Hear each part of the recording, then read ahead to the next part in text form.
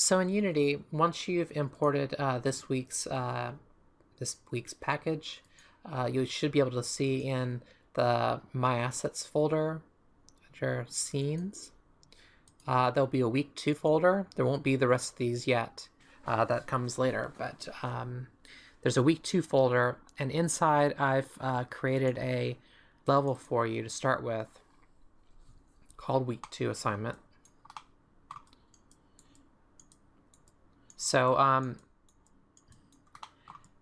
and from this, basically, it has basically all you need in order to do this week's assignment.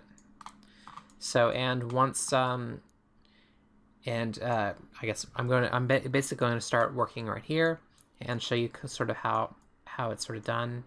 And at any time for basically for the rest of this class, if you want to see sort of my finished versions of the assignments, you can go into Assets CGMA under Scenes, and then these are the ones that I've created. So, so for instance, like in week 1, you can go through, and here is the week 1 assignment.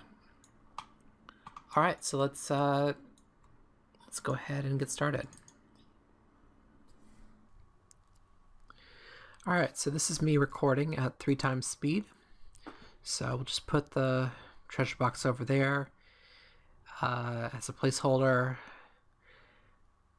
Want to just kind of get my bearings and see what it looks like from the player's perspective in here. I think it's probably good to get started by just doing a little bit of playing with the terrain here, because I kind of want an interaction with the terrain and the objects. I don't really have a plan here. I'm just kind of creating basically a terrain that looks, I don't know, somewhat visually interesting. There you go, get all that stuff out of the way. Also terrain that sort of helps to block the visibility of some of the level. So a lot of that sort of visibility blocking and sort of mystery creation is sort of done by the terrain itself. So I'm going to build some sort of some little corridor over here as just kind of a first starting shape. Using these walls here to sort of create basically a parallel corridor sort of shape, a little sort of positive space channel against here. And I'm kind of building out basically just kind of a number of shapes that just kind of look cool together. I don't really have a plan. I'm just kind of going with it. So that seemed kind of interesting. I figured that it's kind of hard to use these pyramids, or at least I don't have a good plan for how to use pyramids, so might as well get those sort of started in this scene. Just have one sort of in this corner.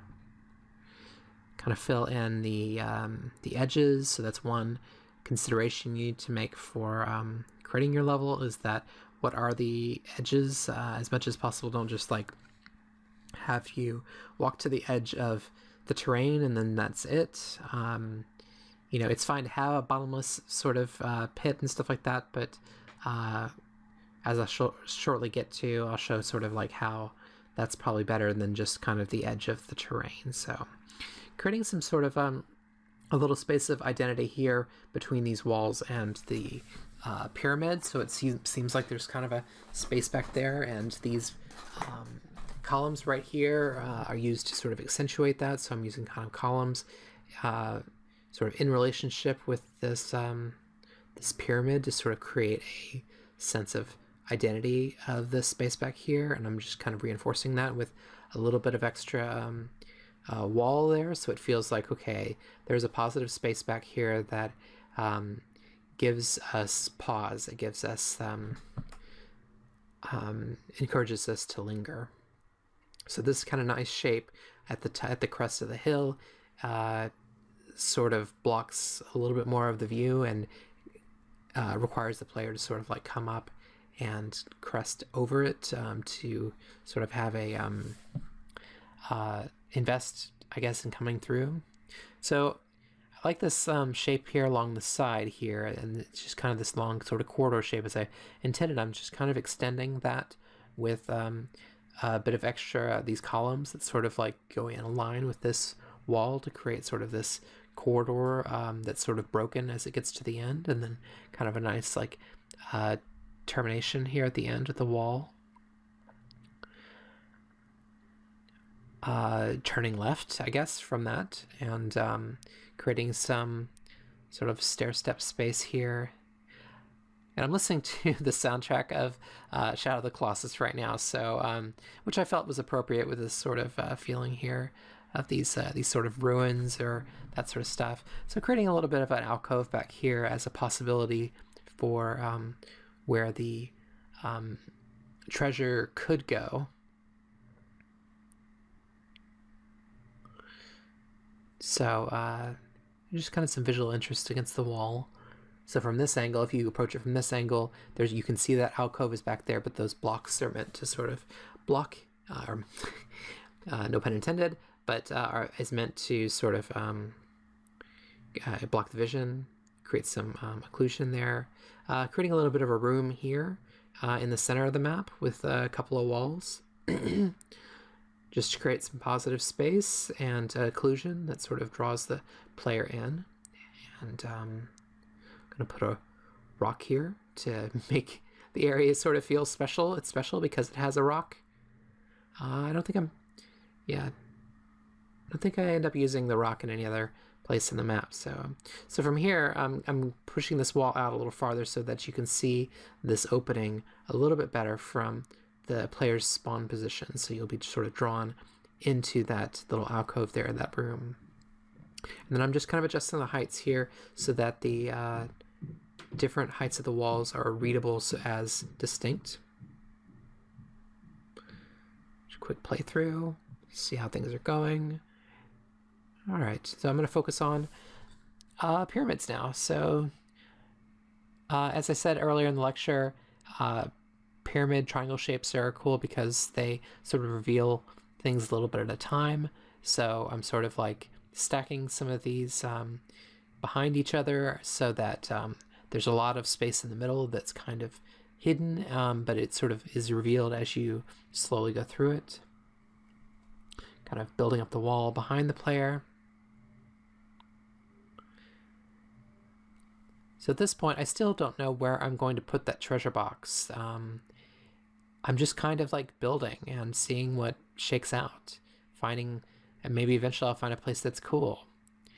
So right here, I found as I played it that I came up to this edge and I was like, oh, what could be beyond this edge? And so right now I'm building out a little space that goes sort of beyond that edge. And I think that'd be kind of cool to sort of like go over there and then find that there's actually a walk path underneath. So just adding a couple extra things that you can see as you maneuver around these pyramids. So these pillars are cool because they stick up pretty high. Offsetting the pyramids or rotating the pyramids like that helps to create some visual contrast between the different pyramids so that you differentiate them. There's a lot of rules and stuff like that that we'll go over in later lectures, but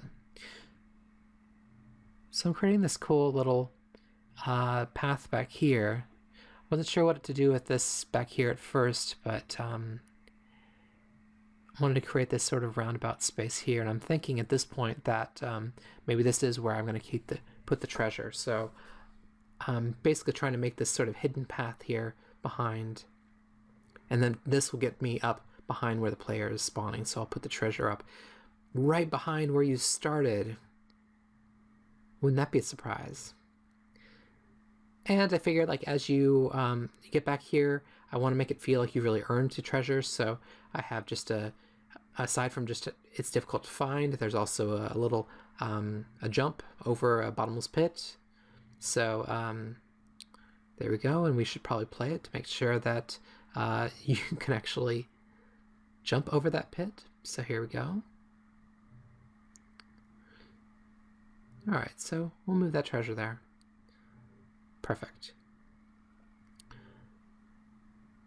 There we go, and we're gonna make it extra special with a little bit of fanfare with some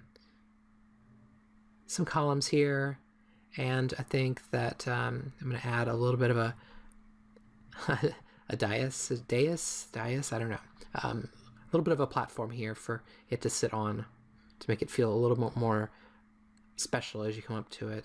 I'm just realizing now all of a sudden that you could easily turn around if you wanted to find that treasure. And here the whole point of this exercise is that when I play your level, I want to be able to find your treasure. So if I can't find where your treasure is, I'd count that as kind of a failure, a playtest failure, because the player should be able to find your treasure. It's not you're hiding it in the center of the earth and they'll never find it. You're a game designer and you want to let the player find it in their own time. Find it when it's appropriate, when essentially the player has spent enough effort on it in order to feel like they've earned it.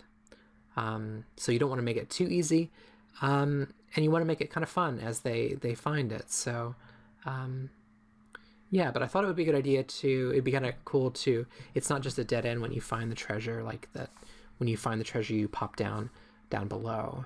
But having this little alcove back here, I found that I can make it so that if you do play back there, it's too close to that edge to even see what's up there, but you can see that there's some columns up there, which is sort of like the what I was talking before about implied space. It implies that there is something interesting up there.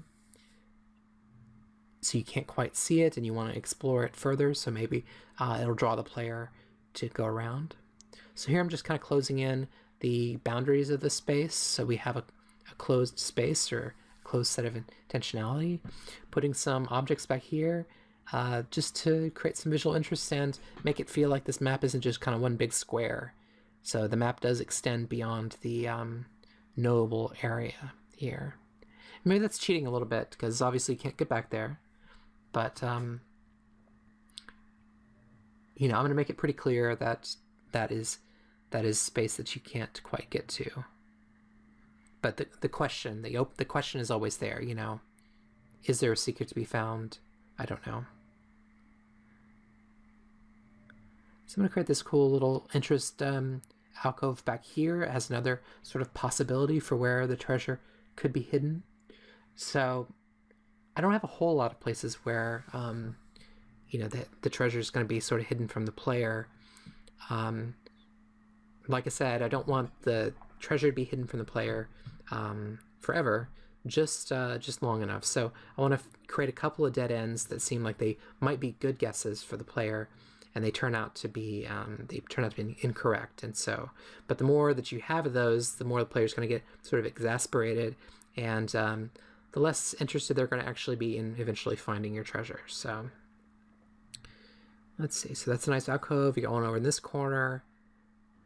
Let's see. You got the one at the end of that sort of corridor where the columns were, the space that I figured out first. Okay, so here, yeah, player can go sort of underneath those big blocks. Yeah, there we go.